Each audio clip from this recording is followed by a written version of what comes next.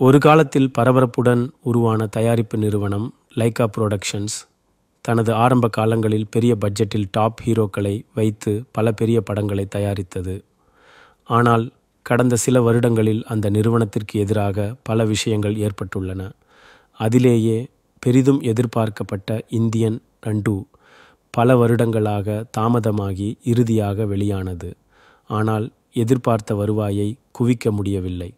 அதேபோல் லால் சலாம் மற்றும் வேட்டையன் ஆகிய படங்களும் வருவாயில் மோசமான நிலையை சந்தித்தன.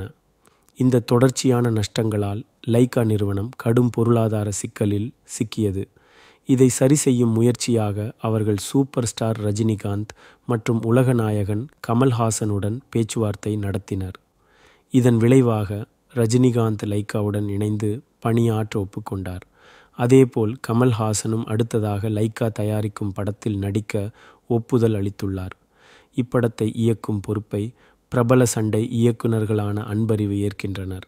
இது ஒரு முழுக்க முழுக்க ஆக்ஷன் த்ரில்லர் திரைப்படமாக இருக்கும் என்று கூறப்படுகிறது. இந்த ப்ராஜெக்டின் அறிவிப்பு ஏற்கனவே வெளியாகியுள்ளது. தற்போது இது தொடங்கவிருக்கிறது. ரசிகர்கள் எதிர்பார்க்கும் அளவுக்கு ஆக்ஷனும் த்ரில்லருமாக இருக்கும் இந்த படம் லைகா நிறுவனத்தின் மீள்பு படமாக அமையும் என கூறப்படுகின்றது.